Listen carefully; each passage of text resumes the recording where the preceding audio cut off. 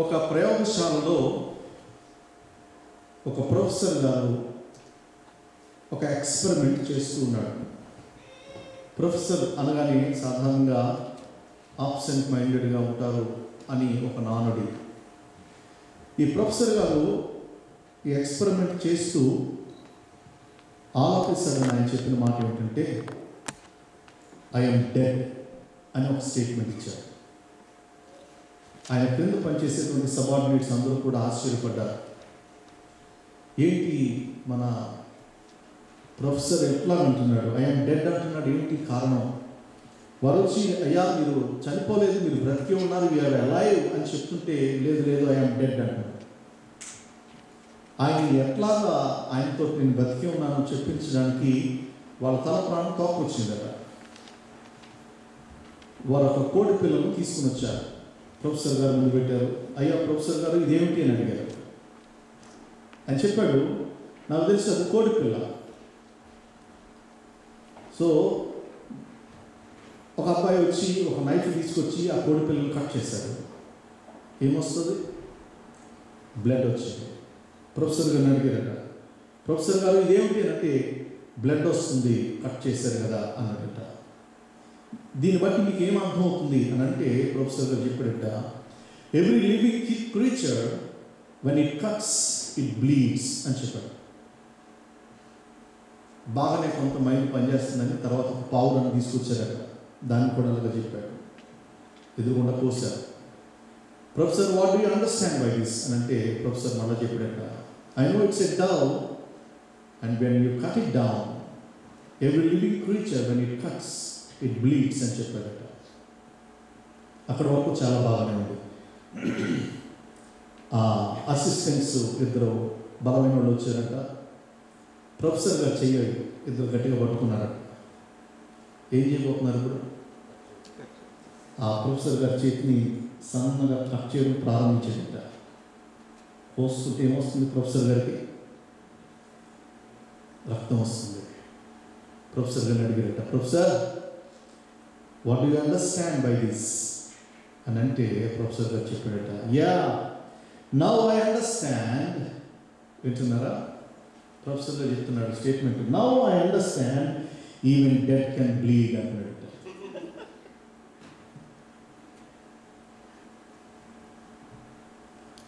It seems to be ridiculous when we hear that, but most of the times it is our responsibility. It is our response. చాలాసార్లు దేవుడి మందిరానికి మనం వచ్చినప్పుడు ఒక pre occupied mind సెట్తో మనం ఇక్కడికి వస్తాం. దేవుడి మందిరానికి వచ్చినప్పుడు మనం ముందుగానే ఏదో కొన్ని అంతర్గతమైనటువంటి నిర్ణయాలతో ఇక్కడికి వస్తాం, కొన్ని భావాల చేత ఇక్కడికి వస్తాం. అవే దృక్పథాల చేత, అవే భావాల చేత, అదే మైండ్ సెట్తో ఇక్కడి నుంచి వెళ్ళిపోతాం. What is the use of it? ఏముండదండి మా సంఘంలో, ఏ 4 పాటలు పాడతారు, ఎవరో వస్తారు, వాకింగ్ చెప్తారు, ఎవరో ఆశీర్వదిస్తారు, కాన్ఫ్లేతో వెళ్ళిపోతాం, ఏముండదండి. అసలు నువ్వు మందిరానికి రావడానికే you have set up your mentality like that. What is so interested in the church? దేవుని మందిరాన్ని చూడాలని దావీదు ఎట్లా ఉన్నాడట? ఆశ కలిగి ఉన్నాడు. నీ మందిరావరణమును చూడవలనని నేను ఆశ కలిగి ఉన్నాను, తృష్ణ కొని ఉన్నాను, నా ప్రాణము సమ్మసిల్లిపోతుంది. I want to see the sanctuary of God. దేవుని మందిరాన్ని చూడాలని, దేవుని కార్యాలను చూడాలని, దేవుని యొక్క ఆరాధన చూడాలని, దేవుని యొక్క వాక్యం వినాలని. అయ్యో ఆదివారం అయిపోయింది, మరలా నేను ఆరాధించడానికి 6 దినాలు ఆగాలి, మరలా ఎప్పుడు ఆరాధిస్తాను నా సహోదరులతో సహోదరులతో. That should be our motto. ఒక పాత్రను తీసుకుని వచ్చి ఆ పాత్రను కనుక మనం బోర్లించి ఆ వాటర్ ట్యాప్ దగ్గర పెట్టినామంటే ఎంతసేపటికి ఆ పాత్ర నిండుద్ది చెప్పండి? మీరు ఎన్ని వారాలైనా నిండదు. ఎడ్వర్డ్ విలియమ్స్ వచ్చినా నిండదు, మాసిరమణి గారు వచ్చినా నిండదు, ఏసన్న గారు వచ్చినా నిండదు, దినకరన్ గారు వచ్చినా నిండదు, ఆఖరికి రవి జకర్యాస్ వచ్చినా నిండదు. ఎందుకంటే the vessel is not in a position to accumulate something coming out of the world. When you are not in a position to receive, no matter what, whoever the speaker may be, you will not be filled there, because you are already having a mindset, preset. You need to come out of that. దాని నుండి బయటకు రావాలి. మాట్లాడే మనిషిని చూడాల్సిన అవసరం లేదు. ఎవరు మాట్లాడుతున్నారు అన్న దానికంటే ఏ వ్యక్తి నిలబడినా దేవుని వాక్యాన్ని చేతపరుచుకున్నప్పుడు దేవుడు మాట్లాడుతున్నాడు అన్నటువంటి స్పృహ మనం కలిగి ఉన్నట్లయితే your cup will filleth and runneth over. ఎవరికి అవసరంలో చాలా క్లుప్తంగా కొన్ని మాటలు దేవుని యొక్క వాక్యం నుంచి పంచుకోవడానికి ఇష్టపడుతున్నాను. చదవబడినటువంటి లేఖన భాగంలో మనం చూసినట్లయితే అరిమితయ్య యోసేపు సాయంకాలమైనప్పుడు అరిమితయ్య యోసేపు తెగించి పిలాతు వద్దకు వెళ్ళి యేసు దేహము తనకిమ్మని అడిగాను. ఈ మాటల్ని చదువుతున్నప్పుడు నాకు అక్కడ ఉన్నటువంటి విశేషణ యాడ్జెక్టివ్స్ నన్ను ఆకర్షించింది. ఏమిటి అంటే సాయంకాలమైనప్పుడు లేదా అరిమితయ్య యోసేపు పిలాతు దగ్గరికి వెళ్ళి యేసు దేహము తనకిమ్మని అడిగాను అంటే అందులో మారిపోయేంత అర్థం ఏం కనబడట్లేదు నాకు. కానీ అక్కడ రాయబడిన మాట ఏమిటంటే అరిమితయ్య యోసేపు పిలాతు దగ్గరికి వెళ్ళి తెగించి పిలాతు దగ్గరికి వెళ్ళాడు అన్నటువంటి మాటను చూస్తూ ఉన్నప్పుడు that is something we need to understand. దేనికి తెగించాల్సి వచ్చింది అరిమితయ్య యోసేపు? ఏ విషయానికి తెగించాడు? పిలాతు వద్దకు వెళ్ళడానికి తెగించి అన్న మాటను పరిశుద్ధాత్మ దేవుడు రాయాల్సినంత అగత్యత ఏమిటి అని మనం ఆలోచన చేస్తే అసలు ఈ అరిమితయ్య యోసేపు ఎవరు అన్న విషయాన్ని 2-3 మాటలు మనం తెలుసుకోవాల్సిన అవసరం ఉంది. ఎవరు ఈ అరిమితయ్య యోసేపు అంటే అక్కడే రాయబడిన మాట, అతడు ఎవరనంటే ఘనత వహించిన ఒక సభ్యుడై దేవుని రాజ్యం కొరకు ఎదురు చూచువాడు.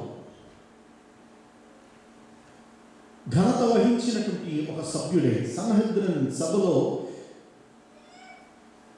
శాసనాలు తయారు చేసేటువంటి ఒక సభలో చట్టాలను చేయగలిగినటువంటి ఒక సభలో అతను ఒక సభ్యుడిగా ఉన్నాడు. He could be a member of parliament if we can understand. ఒక ఎంపీ అయ్యుండి ఘనత వహించిన సభ్యుడై ఉండి సమాజంలో పేరు ప్రఖ్యాతులు కలిగి గౌరవాన్ని కలిగి ఒక పొలిటికల్ బ్యాక్గ్రౌండ్ కలిగి ఒక ఘనతను పొందేటువంటి వ్యక్తిగా ఉన్నాడు. 2 మాటలు చెప్తాను.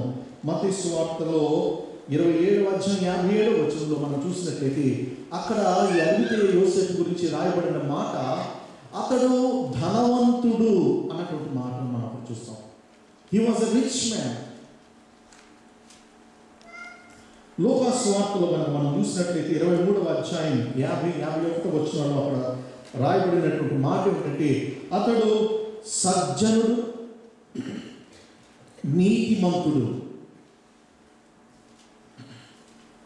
అతడు సజ్జనుడు, నీతిమంతుడు. అరిమితయ్య యోసేపు is not an ordinary man. అతడు పొలిటికల్ బ్యాక్గ్రౌండ్ కలిగినటువంటి వ్యక్తి, ఘనత వహించినటువంటి వ్యక్తి. 2వది ధనవంతుడైనటువంటి వ్యక్తి. 3వది మనం చూస్తే అతడు నీతిమంతుడు. ఇది ఏదో ఒక బ్యాప్టిస్ట్ చర్చ్ వాళ్ళు ఇచ్చినటువంటి సర్టిఫికెట్ కాదు, ఏదో ఒక సిఎస్ఐ చర్చలో లేకపోతే లోదరన్ చర్చలో ఇచ్చిన సర్టిఫికెట్ కాదు. పరిశుద్ధాత్మ దేవుడు ఇచ్చేటువంటి సర్టిఫికెట్. బహుశా ఈ ఆరాధన అయిపోయిన తర్వాత లేదా మన యానివర్సరీ అయిపోయిన తర్వాత చాలా మంది చెప్పారు, బ్రదర్ మీరు చాలా బాగా పాడారండి పాటలు. ఇది మీరు ఇచ్చేటువంటి సర్టిఫికేట్. మరొక స్టేట్ వెళ్తాను, రేపు షికాగో వెళ్తాను, అక్కడ వాళ్ళు అంటారు బ్రదర్ ఫెంటాస్టిక్ అంటారు. మరొక చోటుకి వెళ్తే బ్రదర్ మైండ్ బ్లోయింగ్ అంటారు. కానీ పరిశుద్ధాత్మ దేవుడు నాకు ఇచ్చేటువంటి సర్టిఫికెట్ ఏంటి? పరిశుద్ధాత్మ దేవుడు అరిమతయ యోసేపుకి ఇచ్చిన సర్టిఫికెట్ ఏమిటంటే ఇతడు నీతిమంతుడు, సజ్జనుడు. అమెరికన్ కాన్సులేట్ ఇవ్వగలుగుతుందా ఎవరినైనా ఇతడు నీతిమంతుడని స్టాంప్ వేసి? ఇది కేవలం పరిశుద్ధాత్మ దేవుడు మాత్రమే ఇవ్వగలిగింది.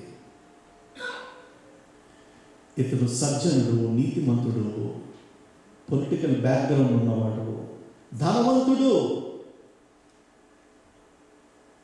ఇన్ని సుగుణాలు కలిగిన వాడు, ఎంత ఆస్తిపరుడు, ఎంత పవర్ ఆర్గనైజ్ చేయగలిగిన వాడు. ఆయన గురించి రాయబడిన ఆశ్చర్యకరమైన మాట ఏమిటంటే ఇతడు దేవుని రాజ్యం కోసం ఎదురు చూచేవాడు. దేవునికి మహిమ కలుగును గాక. హల్లెలూయా, హల్లెలూయా. ఎంత డబ్బున్న వాడికి ఆస్తితో పని, దేవుడితో పని ఏంటండి? మార్నింగ్ ఒక బ్రదర్ నేను మాట్లాడుకుంటూ అనుకున్నాం, వాళ్ళకి ఇండియాలో కోట్ల రూపాయలు ఉంది, అసలు వాడు అమెరికా రావాల్సిన పని లేదండి. అసలు ఇండియాలో 1000 ఎకరాలు ఉన్నాయి, అమెరికా వచ్చి వాడి చెత్త వాడే ఊడ్చుకోవాల్సిన పని లేదు. ఇక్కడ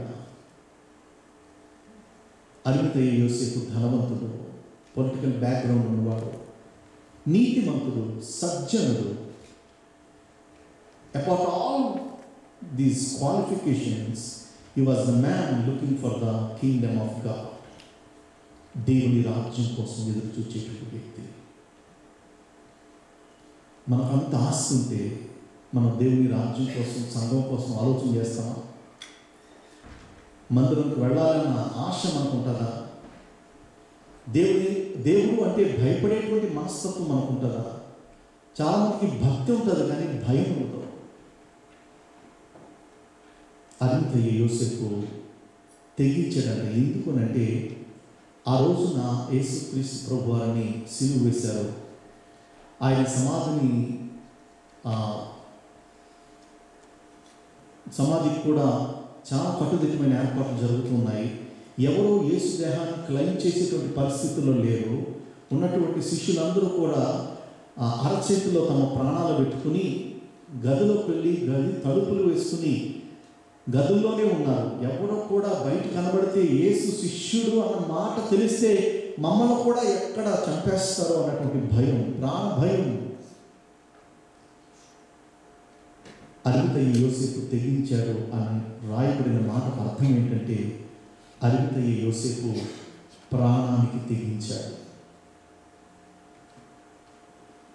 అరిమతయ యోసేపు ప్రాణానికి తెగించి పిలాతు దగ్గరికి వెళ్ళి, అయ్యా నాకు యేసు దేహం కావాలి. ఈ రోజున మనుషులు తెగిస్తూ ఉన్నారు. దేనికి తెగిస్తూ ఉన్నారు? దేనికి తెగించాలి, దేనికి తెగిస్తూ ఉన్నాను? మనుషులు తెగించేటువంటి పని ఏమిటంటే 70 ఏళ్ల వ్యక్తి 5 ఏళ్ల అమ్మాయిని చెరిచాడు, దానికి తెగిస్తున్నారు. 80 సంవత్సరాల వ్యక్తిని ఎవడో కామాంధుడు చెరిచాడు. ఈ రోజున మనకు వస్తున్నటువంటి వార్తలు ఇవి. మనుషులు తెగిస్తున్నారు. దేనికి తెగిస్తున్నారంటే పాపానికి తెగిస్తూ ఉన్నారు.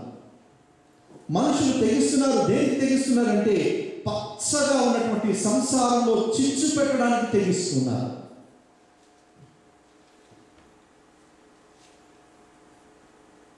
ఒక్క మాట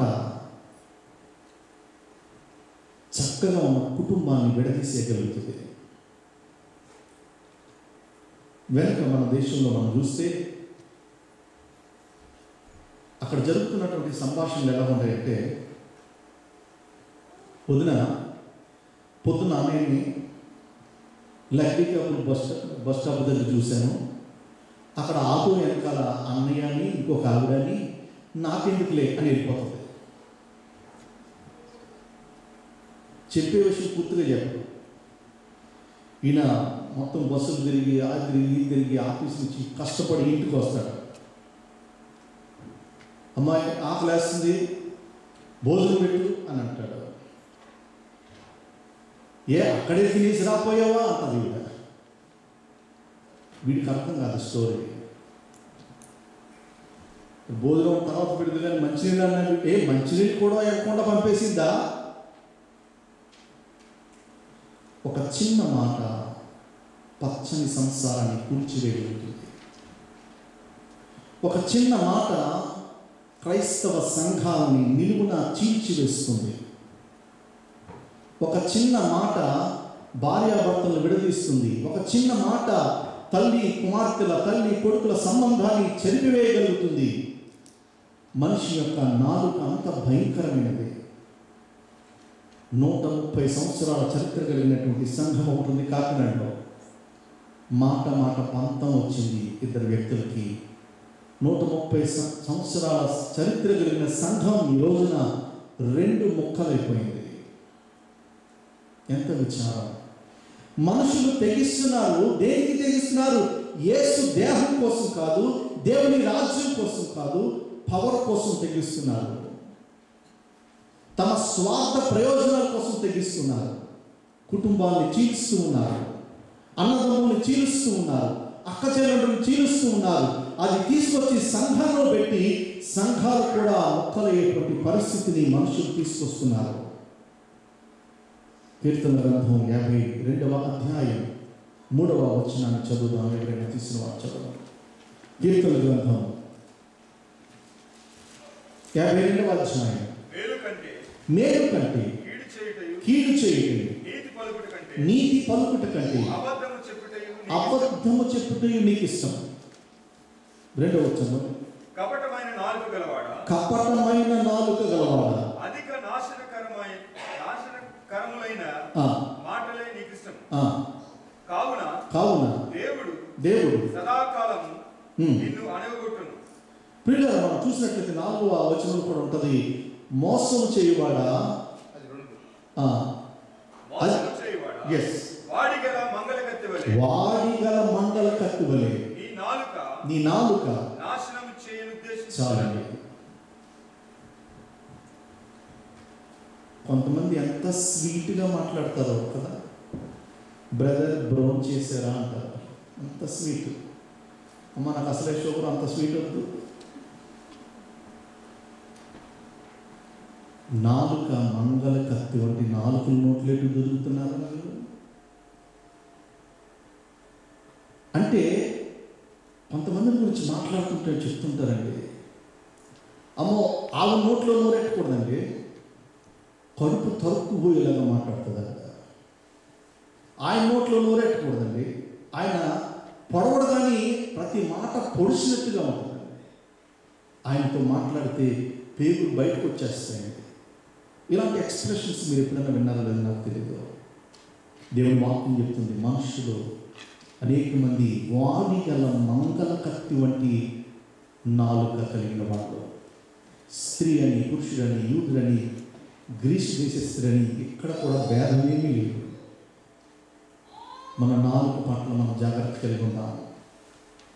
ప్రియులారా, దేనికి మనం తెగిస్తున్నాం? దేనికి మనం తెగించాలి? అరిమతయ్య యోసేపు ప్రాణానికి తెగించి పిలాతు నొద్దకు వెళ్ళి యేసు దేహంలో తనకిమ్మని అడిగాను. ప్రియులారా, నీకు దేనికి తెగిస్తున్నావు?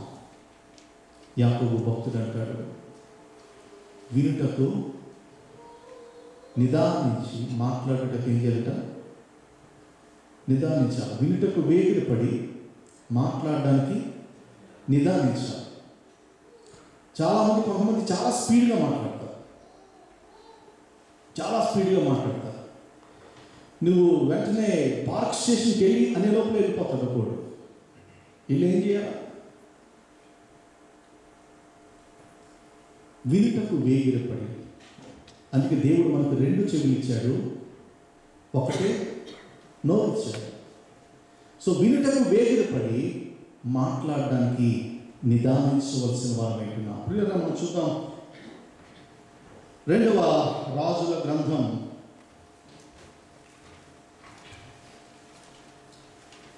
2వ గ్రంథం. దయచేసి బైబిల్ నాతో తెరిచి చూడాలని మనం చేస్తున్నాం. 7వ అధ్యాయం 3-4 వచనాలు మనం చదువుకుందాం. అప్పుడు పట్టణపు గుమ్మమునొద్ద నలుగురు కుష్ఠరోగులుండగా వారు ఒకరినొకరు చూచి మనము చచ్చిపో వరకు ఇచ్చట ఎందుకు కూర్చుండవలెను? పట్టణములోనికి పోవుదమనుకుంటిమా? పట్టణమందు క్షామము ఉన్నందున అచ్చట చచ్చిపోదు. ఇచ్చట ఊరక కూర్చుండి ఉన్నాను, ఇచ్చటను చచ్చిపోదు. పదండి పోదము రండి. వారు మనం బ్రతకనిచ్చినా బ్రతుకుదము, మనలను చంపినా చత్తుము. చాలు. ఇక్కడ మనం చూసినట్లయితే నలుగురు కుష్ఠరోగుల యొక్క సంభాషణ. కుష్ఠరోగులు పట్టణంలో ఉండడానికి వీల్లేదు. వారు పాలను వెలపలట జీవించాల్సినటువంటి వ్యక్తులు, సమాజంలో జీవించడానికి అర్హత లేనటువంటి వ్యక్తులు. అక్కడ ఏం జరిగిందంటే, సిరియా రాజు అయినటువంటి బెన్హదదు తన సైన్యమంతటిని సమకూర్చుకుని షోమ్రోను పట్టణమంతటిని కూడా ముట్టడి వేసినటువంటి దినాలు, అత్యంత భయంకరమైనటువంటి కరువు సంప్రాప్తమైనటువంటి దినాలు. ఏ వ్యక్తి కూడా షోమ్రోను నుంచి బయటకు వెళ్ళడానికి వీలులేనటువంటి పరిస్థితి, బయట నుంచి షోమ్రోను లోపలికి ప్రవేశించడానికి వీలులేని పరిస్థితి. కారణం ఏంటంటే, ఈ యొక్క సిరియా సైన్యం, సిరియా రాజు అయినటువంటి బెన్హదదు పట్టణాన్ని, ప్రాకారాన్ని, సమస్తాన్ని ముట్టడి వేశాడు. కరువు ఎంత బలవంతమైందంటే, ఒక ఇద్దరు స్త్రీలు మాట్లాడుకుంటున్నారు, మనం చచ్చిపోతున్నాము, మన కడుపులో పుట్టిన బిడ్డల్ని మనం చంపుకు తిందాం. ఈరోజు నీ బిడ్డను చంపు, మనం వండుకుని తిందాం. రేపు నా బిడ్డను చంపుతాను, నీవు వండుకుని తిందు. కానీ మన ఆకలి ఆ విధంగా తీర్చుకుందాం అన్నంత భయంకరమైన స్థితిలోకి కరువు తాండవిస్తూ ఉంది షోమ్రోన్లో. ఆ స్టోరీ అంతా నేను చెప్పడానికి సమయం కాదు. కానీ పాలెం వెలుపట నలుగురు కుష్ఠరోగులు ఉన్నారు. వాళ్ళు మాట్లాడుకుంటున్న మాటలు వింటుంటే చాలా ఆశ్చర్యం కలుగుతుంది. వాళ్ళు అనుకుంటున్నారు, బ్రదర్, మనం ఎక్కడున్నా చచ్చిపోతాము, ఆకలికి. సమాజం లోపలికి వెళితే అక్కడ చంపేస్తాం. మోషే ధర్మశాస్త్రం చెప్తుంది, అపవిత్రుడు ఎవడు కూడా, కుష్ఠరోగం కలిగిన వాడు ఎవడు కూడా సమాజంలో రావడానికి వీల్లేదు. కనుక మన సమాజంలో వెళితే కుష్ఠరోగులని చంపేస్తారు. ఈ యొక్క ప్రాకారానికి పాలు వెలుపట ఉంటే ఆకలికి చచ్చిపోతాం. మనం ఎక్కడున్నా చచ్చిపోతాం, అక్కడున్నా చచ్చిపోతాం. దానికి ఏం చేద్దామని అంటే, సిరియన్ల దండుపేటలోకి వెళదాం. వాళ్ళు తెగించి ఒక నిర్ణయానికి వచ్చారు. కుష్ఠరోగులు. దేవుడు ఆశ్చర్య కార్యం చేశాడు. వాళ్ళు విస్తారమైనటువంటి ఆహార పదార్థాన్ని సొంతం చేసుకున్నారు, విస్తారమైన బంగారాన్ని సొంతం చేసుకున్నారు. వాళ్ళలో వాళ్ళు మాట్లాడుకుంటున్నారు, రే, మనము చేయనది మంచి పని కాదు. 9వ వచనాన్ని మనం చదువుదాం. మనము చేయనది మంచి పని కాదు,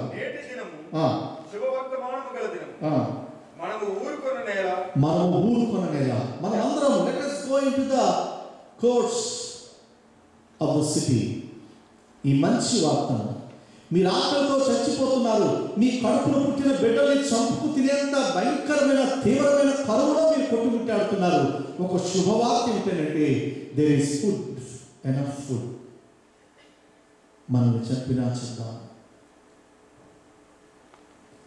ఒక నలుగురు కుష్ఠరోగులు తీసుకున్నటువంటి తీర్మానం, ప్రాణానికి తెగించి వాళ్ళు తీసుకువెళ్ళినటువంటి సమాచారం ఒక దేశం యావత్తు జీవించడానికి కారణమైంది. ఈ మధ్యాహ్న సమయంలో నీ తెగింపు ఏమిటి? అరిమతయ్య యోసేపు ప్రాణానికి తెగించి పిలాతు దగ్గరికి వెళ్ళి యేసు దేహాన్ని కోరుకున్నాడు. నలుగురు కుష్ఠరోగులు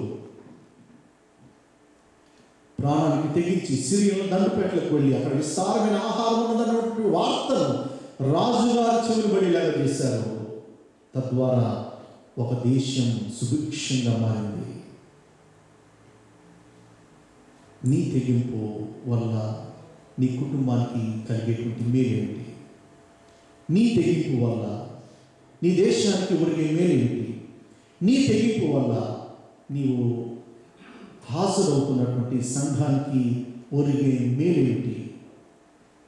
మేలు కంటే కీడు చేయటి నీకు ఇష్టం. 52వ కీర్తన. నీవు మేలు చేయడానికి తెగిస్తున్నావా?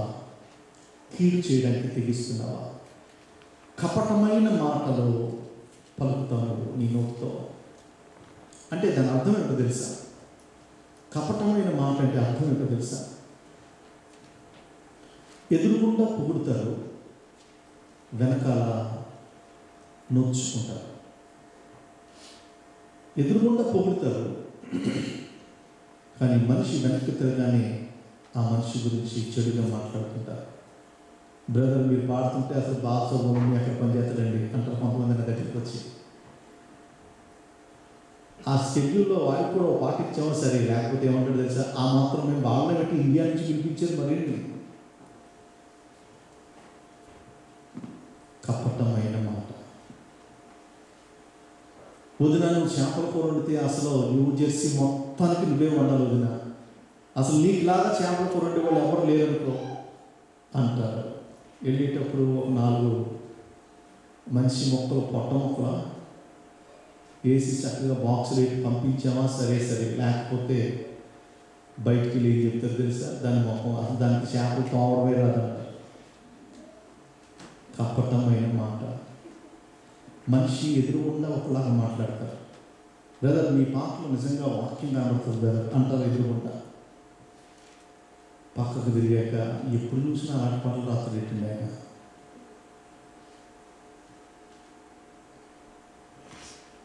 కపటమైన మాటలు సంఘంలో మాట్లాడడానికి కాదు, దేనికి నువ్వు తెగిస్తున్నావు?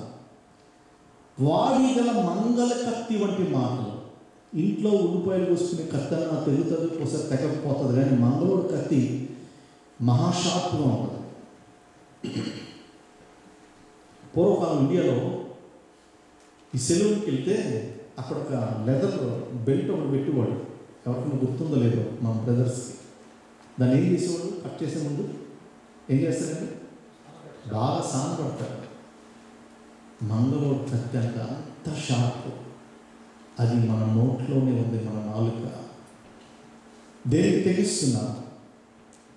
ఈ మధ్యాహ్న సమయంలో ఆలోచించేద్దాం. మరొక విషయాన్ని నేను మీకు జ్ఞాపకం చేయబోతున్నాను. పిల్లల మనం తెగించాల్సిన విషయాల గురించి నేను ఈ మధ్యాహ్న సమయంలో మాట్లాడుతున్నాను.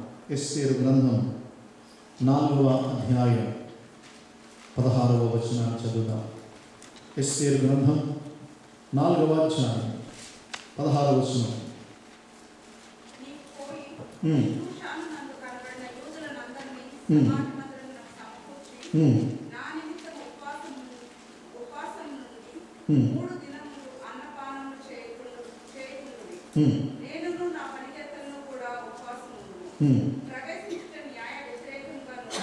ప్రవేశించుట న్యాయ వ్యతిరేకముగా ఉన్నాను. నేను రాజు వద్దకు ప్రవేశించదును, నేను నశించదును. చాలండి. What is statement? What is statement? ఎస్తేరు చెప్తూ ఉంది. ఎస్తేరు చెప్తున్నటువంటి మాటలు వింటూ ఉంటుంటే ఎంత సవాలుతో కూడినటువంటి స్టేట్మెంట్. రాజైన అహష్వేరోషు యొక్క సంస్థానంలో రాణిగా ఏర్పరచబడినటువంటి యొక్క ఎస్తేరు తన చిన్నానైనటువంటి మొర్దెకై యొక్క సంరక్షణలో పెరుగుతున్నటువంటి యొక్క ఎస్తేరు దేవుడు అనుగ్రహించి ఈ కుమార్తెను ఒక రాజ్యానికి రాణిగా స్థిరపరిచినటువంటి ఈ యొక్క ఎస్తేరు ఒకవేళ దేశంలో ఉన్న యూదులందరినీ కూడా సంహరించాల్సినటువంటి పరిస్థితి వస్తే మొర్దెకై అంటున్నాడు, నీవు అంతఃపురంలో ఉన్నాను, నువ్వు తప్పించుకుందని నీవు అనుకుంటున్నావా? ఒకవేళ ఇందు నిమిత్తమే దేవుడు నిన్ను ఏర్పాటు చేశాడు. You know everyone is very much in God's plan. దేవుడు ఈ సంఘానికి నిన్ను నడిపించినటువంటి విధానం, there is a purpose. ఇందు నిమిత్తమే ఒకవేళ దేవుడు నిన్ను రాణిగా అభిషేకించాడు. నీవు మౌనంగా ఉంటే దేవుని యొక్క సహాయం వేరొక మార్గం ద్వారా వస్తుంది, కానీ నీవు మాత్రం తప్పించుకుంటానని అనుకోవడానికి వీల్లేదు. రాణి బాగా ఆలోచించి రాణి చెప్తున్న మాట ఏంటంటే, తన చిలికత్తతో చెప్తుంది, మీరందరూ ఉపవాసం ఉండండి, నేను కూడా ఉపవాసం ఉంటాను. ఒకవేళ రాజా సముఖమునకు ప్రవేశించుట న్యాయ వ్యతిరేక్తమైనను కానీ నేను ప్రవేశిస్తాను. ఒకవేళ నేను చనిపోయినను చనిపోతాను.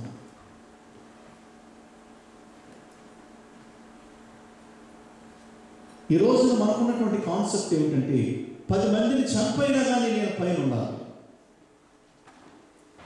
ఈ రోజున మన కాన్సెప్ట్ ఏంటంటే, 10 మందిని తొక్కుకుంటానైనా కానీ నేను టాప్ పొజిషన్లో ఉండాలి. 10 మందిని ఏమార్చైనా కానీ, 10 మందిని మోసం చేసైనా కానీ నేను యూదులను గనుక ఆ పని చేయజాలనని మొర్దెకై చెప్పినటువంటి ఆ పెంపకంలో పెరిగినటువంటి కుమార్తె ఎస్తేర్ అనగా నక్షత్రం. ఆ టైంలో నువ్వు ప్రకాశించాల్సిన సమయం వచ్చింది. ఇందు నిమిత్తమే నువ్వు పంపించబడ్డావు. నేను చనిపోయినా చనిపోదాను. మనం ఎంతమంది ఆ మాట మనం చెప్పగలుగుతాం? బ్రదర్, నాకు ప్రేయర్కి నాకు మైక్ ఇవ్వకపోయినా పర్వాలేదు, మీరు చేయండి బ్రదర్ ప్రార్థన. నాకు స్పెషల్ సాంగ్ లేకపోయినా పర్వాలేదు బ్రదర్, మీరు పాడండి బ్రదర్. నన్ను ఓట్ ఆఫ్ థ్యాంక్స్లో నా పేరు చెప్పకపోయినా పర్వాలేదు బ్రదర్, మీరు ఘనపరచబడండి బ్రదర్. మీరు ఎదగండి, మీరు ఆశీర్వాదకరంగా ఉండండి, మీ కుటుంబం బాగుండాలి, మీ సంఘం బాగుండాలి, మీ ఉద్యోగం బాగుండాలి, మీ బిడ్డలు క్షేమంగా ఉండాలి. నేనేమైపోయినా పర్వాలేదు, కానీ నా దేశం బాగుండాలి. నేనేమైపోయినా పర్వాలేదు, నన్ను ఎంత తక్కువగా చూసినా పర్వాలేదు. దావీదుని అసలు కుటుంబంలో సభ్యుడిగానే లెక్కలేదు. యెష్షయి దగ్గరికి సమూయేలు గారు వచ్చినప్పుడు అందరినీ తీసుకొచ్చాడు. మంచి మంచి బాడీ బిల్డర్ని, కరాటే ఫైటర్ని, ఆజానుబాహుని అందరినీ తీసుకొచ్చాడు. నిత్యనాయకు ఎవడన్నా ఉన్నాడంటే ఆ ఉన్నాళ్ళే ఒక్కడు సరిపోడు. అవునా, ఎక్కడున్నాడు? ఎక్కడో గొర్రెలు మేపుతూ ఉంటాడు. తీసుకురండి. నీవు దేవుని యొక్క ప్రణాళికలో ఉంటే నీ వచ్చే వరకు కూడా దేవుడు సమస్తాన్ని నీ కోసం ఆపు చేయగలుగుతాడు. ఎందుకంటే you are in the plan of God. You are in the plan of God. ఒకవేళ నువ్వు ఆ సరౌండింగ్స్లో లేకపోయినా నువ్వు ఎక్కడున్నావో అక్కడి నుంచి దేవుడు నిన్ను రప్పించగలుగుతాడు. ఎస్తేరు ప్రాణానికి తెగిస్తుంది. నేను చనిపోయినా చనిపోతాను, నా దేశం బాగుపడుతుంది అంతే చాలు. ప్రియులారా, అరుగుతయ్యే యోసేపు ప్రాణానికి తెగించిన వ్యక్తిగా మనం చూస్తున్నాం. కుష్ఠరోగులైనటువంటి 4 వ్యక్తులు ప్రాణానికి తెగించి వారు సిరియను దండుపేటలకు వెళ్ళి ప్రాణానికి తెగించి శుభవర్తమానాన్ని రాజుకి తెలియచేశారు. ఎస్తేరు ప్రాణానికి తెగిస్తుంది. ఒకవేళ నేను చనిపోయినా చనిపోతాను, మీరు చనిపోవడానికి వీలేదు. ఒకసారి ఒక వ్యక్తికి దేవుడు దర్శనమిచ్చాడట. భగవంతుడు దర్శనమిచ్చి నీకేం కావాలో కోరుకోమని చెప్పాడట. చెప్తే దేవుడు నువ్వు కోరుకుని పోయే ముందు నీకు మరొక విషయం చెప్పాలి. నువ్వు ఏది కోరుకుంటావో దానికి రెట్టింపు మీ అన్నయ్యకి ఇస్తానన్నాడట. నువ్వేది కోరుకుంటావో దానికి రెట్టింపు మీ అన్నయ్యకి ఇస్తాను. నువ్వు 10 బంగాళాలు కోరుకున్నావు అనుకో, మీ అన్నయ్యకు 20 బంగాళాలు. నువ్వు 10 కాసులు బంగారం కోరుకుంటే మీ అన్నయ్యకు 20 కాసులు బంగారం. అవునా భగవంతుడా, అన్నీ అలా రెట్టింపిస్తావా అని అంటే, అవును అన్నీ రెట్టింపిస్తానన్నాడట. అప్పుడు వీడేమన్నాడట తెలుసా? నాకు కన్ను పీకే ప్రభు అన్నాడట. అంటే ఏంటన్నమాట, వాళ్ళ అన్నయ్యకి ఎంత మంచోళ్ళు అన్నారు. ఎస్తేరు యొక్క మనస్తత్వం, నేను మరణించినా మరణిస్తాను, నేను నష్టపోయినా పర్వాలేదండి, నేను తక్కువగా చూడబడినా పర్వాలేదు, నేను హీనంగా ఎంచబడినా పర్వాలేదు, నాకు రావాల్సిన గుర్తింపు రాకపోయినా పర్వాలేదు, నేను మరణించడానికి సిద్ధంగా ఉన్నాను. యేసుక్రీస్తు ప్రభువారు ఆయన ప్రాణానికి తెగించి ఆయన ఈ లోకానికి రావడానికి ఒప్పుకున్నాడు. తండ్రి అయినటువంటి దేవుడు తనకున్నటువంటి ఒక్కగానొక్క కుమారుని ఈ లోకానికి పంపడానికి ఆయన తెగించి పంపించాడట. తెలుసా మీకు?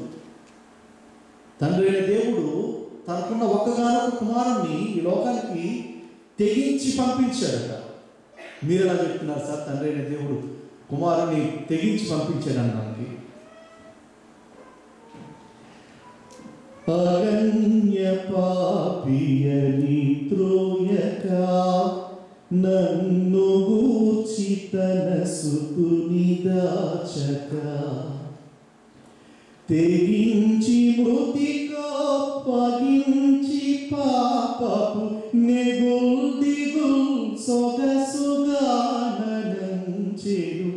యెహోవా నా మొరలాలించెను తన మహాదయను నన్ను గణించెను. ఈ పాట వింటూ ఉంటుంటే, ఆ సాహిత్యాన్ని చదువుతూ ఉంటుంటే దేవుడు తన సొంత కుమారుణ్ణి దాచేసుకోకుండా ఏం చేశాడట? తెగించి మృతికొప్పగించి పాపపు నిగులు దిగులు సొగసుగా అణిచివేశాడు. దేవుడి కోసం తెగించి పరలోకాన్ని విడిచి దేవుడితో సమానంగా ఉండటం విడిచిపెట్టకూడని భాగ్యం నేర్చుకోలేదు. కానీ తను తాను రిక్తునిగా మరణమయ్యేంతగా, అనగా ప్లగ్లో వేలు పెడితే చచ్చిపోతాం అది కాదు, ఒక బుల్లెట్ షూట్ చేసుకుంటే చచ్చిపోతాం అది కాదు, ఒక బాణం వచ్చి దిగబడితే చచ్చిపోతాం అది కాదు, హడ్సన్ రివర్లో మునిగిపోతే చచ్చిపోతాం అది కాదు, మరణం పొందినంతగా, అనగా సిలువ మరణం పొందినంతగా, సిలువ మరణం పొందినంతగా దేవుడు తెగించి ఈ లోకానికి వచ్చాడు.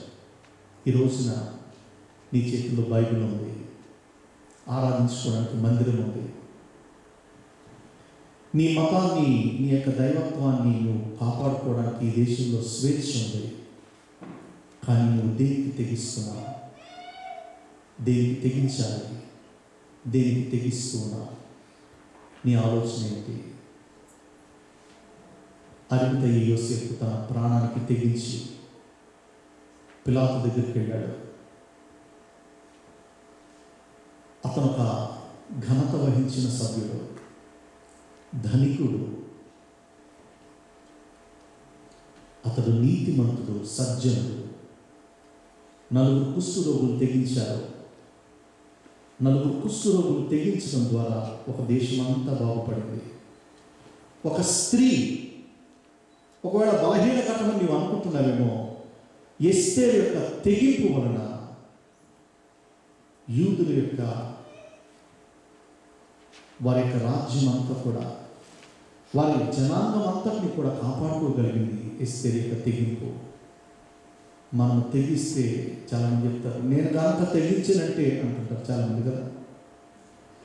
మీకు తెలియదండి, నాకు కోపం వస్తే అసలు నేను మనిషిని కాదంటారు. నిజమే చెప్తున్నాడు పాపం. మనం దేనికి తెగిస్తామంటే నాశనం చేయడానికి తెగిస్తాం, చీకులు తేవడానికి తెగిస్తాం, పచ్చని సంసారాన్ని నిలువున కోల్చడానికి తెగిస్తాం, ఆహ్లాదకరమైన వాతావరణాన్ని అన్యాయంతో నింపడానికి మనం తెగిస్తాం. తగిన కాలంలో దేవుడు మనకు ఫలమిస్తాడు అన్నటువంటి విషయాన్ని మనం జ్ఞాపకం చేస్తుందాం. ప్రభు కోసం తెగించి మనం పనిచేద్దాం. ప్రభు కోసం తెగించి దేవుని రాజ్యం కోసం ఎదురు చూసేవారుగా, దేవుని రాజ్యాన్ని విస్తరింపజేసేవారుగా మనం తెగిద్దాం. మన సమయాన్ని తెగించి ప్రభు కోసం ఖర్చు పెడదాం. మన డబ్బులు ప్రభు కోసం తెగించి ఖర్చు పెడదాం. తెగించి మన సంఘాన్ని మనం కట్టుకుందాం. అటువంటి కృప దేవుడు మనందరికీ దయచేయగా. తల వంచండి, కన్ను మూసుకున్నట్టు ప్రార్థించేద్దాం. తలలో ఉంచండి, కళ్ళు మూసుకుంటే ప్రార్థించండి.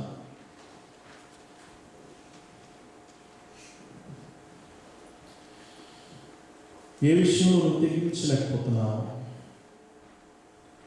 ఏ విషయానికే నువ్వు తెగిస్తూ ఉన్నావు? దేనికి తెగించాలి, దేనికి తెగించకూడదు? ఈ యొక్క వివరణ మీకు అర్థమవుతుందా? అరిమతయి యోసేపు ప్రాణానికి తెగించి రక్షకుని యొక్క దేహాన్ని అతను తెచ్చుకున్నాడు. 4 కుష్ఠరోగులు తెగించి షోమ్రోను పట్టణాన్ని అంతటినీ కూడా సుభిక్షం చేయగలిగారు. ఎస్తేరు యొక్క తెగింపు యూదా జనాంగం అంతటినీ కూడా తను కాపాడుకోగలిగింది. నీ తెగింపు ద్వారా ఈ న్యూజెర్సీలో దేవుని రాజ్యం స్థాపించబడాలి. నీ తెగింపు ద్వారా విడిపోయిన నీ కుటుంబం తిరిగి కలపబడగలగాలి. నీ తెగింపు ద్వారా సంఘం నుంచి విడిపోయిన వాళ్ళు తిరిగి సంఘంలో ఒకే మనసుతో ఏకత్వంతో సంఘంలో తిరిగి చేర్చబడాలి. సమాధానపరచువారు ధన్యులు, వారు దేవుని కుమారులు అనబడతారు. దేవుని కుమార్తెగా కుమారుడిగా ఉండడానికి పిలువబడిన నీవు సమాధానాన్ని పంచేటువంటి పనిలోనే ఉండాలి. Let us take a decision. ఒక తెగింపుతో కూడినటువంటి ఒక వివరణలో పోతాం, ఒక నిర్ధారణలో పోతాం. నేను ఇదిగో తెగించి ఈ పని నేను చేస్తాను, నా కుటుంబం కోసం నేను తెగించి నా యొక్క కుటుంబం కోసం ఈ పని నేను చేయగలుగుతాను, నా సంఘం కోసం ఈ పని చేస్తాను, నా అన్నదమ్ముల కోసం నేను ఈ పని చేస్తాను, ఇండియాలో ఉన్నటువంటి నా యొక్క పితరుల కోసం నేను తెగించి ఇదిగో ఈ పని నేను చేయగలుగుతున్నాను. దేనికి నువ్వు తెగిస్తున్నావు? దేవుని కోసం తెగించేవాడు కావాలి. విలియం కేరీ ఒకడు తెగించాడు కాబట్టి ఈ రోజున మన చేతుల్లో బైబిల్ ఉంది. ఎన్నోసార్లు మనం వింటూ ఉన్నాం. మన చిన్న కుటుంబంలో నువ్వు తెగించి నువ్వు ఏం చేయగలుగుతావు? తెగించి నీ సంఘ క్షేమం కోసం నువ్వేం చేయగలుగుతావు? తెగించి విడిపోయిన నీ అన్నదమ్ముల కుటుంబాలు కలవడానికి నువ్వేం చేయగలుగుతావు? తెగించి విడిపోయిన భార్యాభర్తలు తిరిగి కలవడానికి నువ్వేం చేయగలుగుతావు? సమకూర్చేవాడిగా ఉంటావా? చెదరగొట్టేవాడిగా ఉంటావా? ఈ మధ్యాహ్న సమయంలో చిన్న ప్రార్థన చేద్దాం. ప్రభువా, నేను పరిశుద్ధంగా ఉండడానికి తెగించి ఒక నిర్ణయం తీసుకుంటున్నాను. నేను నీతిమంతుడిగా ఉండడానికి తెగిస్తున్నాను ప్రభువా. ఎందుకంటే నాకు చాలా స్వేచ్ఛ ఉంది, నేను ఏం కావాలంటే అది చేయొచ్చు. కానీ నేను నీతి కోసం తెగిస్తాను, పరిశుద్ధత కోసం తెగిస్తాను, సంక్షేమం కోసం తెగిస్తాను, దేవుని రాజ్య వ్యాప్తి కోసం తెగిస్తాను, సంఘ ఏకత్వం కోసం నేను తెగిస్తాను, నా కుటుంబం విడిపోకుండా ఉండేలాగా నేను తెగిస్తాను. ఒకవేళ నేను చనిపోయినా చనిపోతున్నాను, కానీ నా జనాంగం బాగుండాలి. If I die I will die, I'm ready to die. ఒక సవాలుతో కూడిన తీర్మానాన్ని మనం చేస్తున్నాం. మహాపరిశుద్ధుడైన ప్రేమ కలిగిన ప్రియ పరలోకపు తండ్రి, మీ పరిశుద్ధ నామానికి వందనాలు, స్తుతులు, స్తోత్రాలు తెలియజేస్తున్నాం. మీ కృపకే వందనాలు ప్రభువా. అరిమతయి యోసేపులాగా, ఆ 4 కుష్ఠరోగుల్లో ఉన్నటువంటి తెగింపులాగా, ఎస్తేరు వలె నా ప్రాణానికి తెగించి నేను నాశనమైన నా సహోదరుడు బాగుండాలి అనేటువంటి దృక్పథంతో క్రైస్తవ సంఘం, సార్వత్రిక సంఘం, ఈ రాబోయే సంఘం, ఈ సంఘంలో ఉన్న కుటుంబాలు తెగించి సమకూర్చడానికి ఒక విశేషమైన తీర్మానం చేసుకునే కృప మీరు అనుగ్రహించండి. పెట్టబడిన వాక్యానికి నీరు కట్టి ఫలింపు దయచేయండి. మరో సంవత్సరం నాయన నీ చిత్త సంకల్పంలో, నాయన నీ ప్రణాళిక చొప్పున మరొకసారి నీ బిడ్డలందరినీ వెనుక కలుసుకోవడానికి నాకు, నా భార్యకు, నా కుటుంబానికి నీ కృపను అనుగ్రహించండి. మమ్మల్ని ప్రేమించిన వాళ్ళందరిని బట్టి మీకు వందనాలు ప్రభువా. మాకు కానుకలు ఇచ్చిన వాళ్ళు ఉన్నారు, మాకు భోజనం పెట్టిన వాళ్ళు ఉన్నారు, మాకు ట్రాన్స్పోర్ట్ ఇచ్చిన వాళ్ళు ఉన్నారు. వారందరినీ దీవించండి. మెచ్చుకున్నాయన ఈ వాక్యాన్ని నీరు కట్టి ఫలింపు దయచేయండి.